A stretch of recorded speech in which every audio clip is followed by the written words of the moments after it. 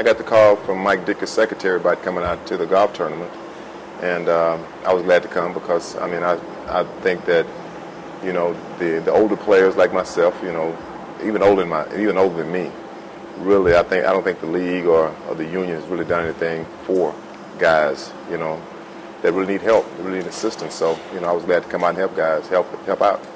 And his secretary was the one that contacted you? His secretary was, yeah. Well, how do you feel since you've been involved? I think it's a great thing. I think it's a great foundation. I mean, when you play in the National Football League and you know how your body takes the pounding, and a lot of guys don't have any benefits after they finish playing. Some guys don't have insurance, some guys don't have, anything. I mean, their knees are bad. They have to have surgeries that the league doesn't want to help with. Our pension is terrible. So, I think it's a good thing what Mike has done. When you were playing, you got a good contract. You obviously a great player. The guys that helped you play, the other guys that didn't get the great contracts, did they realize what they were getting at that time, or do you think they just didn't get it? Honestly, I didn't have a good contract till I got to the Colts. That's why I left the Rams, because, I was one of the guys that was making $250,000 a year, but yet I was the top running back in the league, and that was BS to me.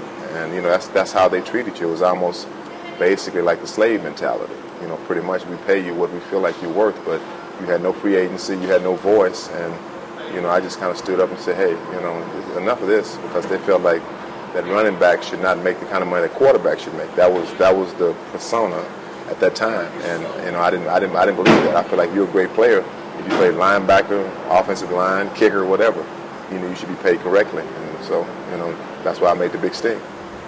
Were you part of that? Well, I was part of a lot of big holdouts, that really I think changed the pay for running backs. Because at that time, like I said, running backs were very much underpaid, and I was really the first guy to make quarterback money, the 1.5, 2.5, which was, a lot of money at that time.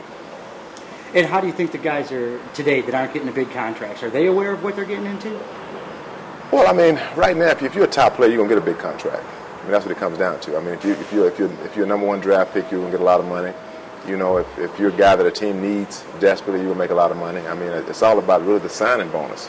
Because they have some form of free agency, but they don't have total free agency like baseball or basketball. They don't have guaranteed contracts, like baseball or basketball. Right. So, that's one thing I like to see that happen in the league. It may never happen, but I like to see it happen. And the pension plan, a lot better. Because it's sad. The average life of an NFL player is 55 years old.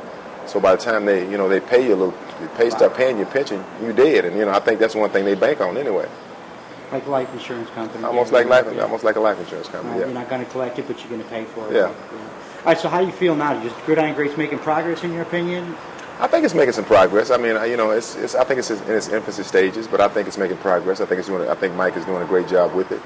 I think he has a passion for it. And I think that's the big thing is you have a passion for something, and you can tell, by him having all the guys out here when he talks about it, he has a passion for it. And it's all about the passion that you have for something you believe in.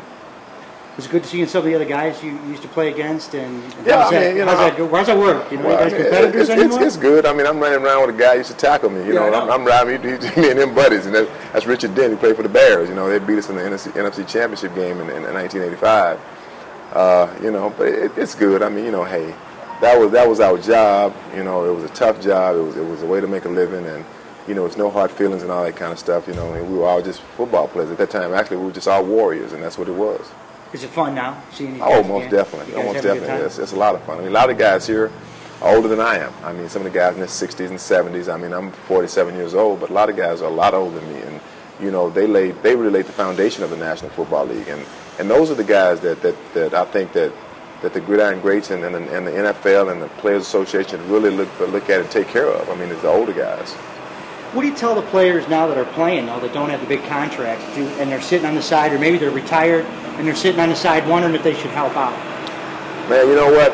I don't tell guys anything. I feel like, it's up to you to do what you want to do. I think every guy makes his own decision, his life, what he wants to do. That's like me telling the guy when he's holding out, he should go in. That's not my job. He does what he wants to do. He does what he thinks is best for him, and, that's how I feel about it. Excellent. Okay. All right, thanks for coming Okay. up. All right.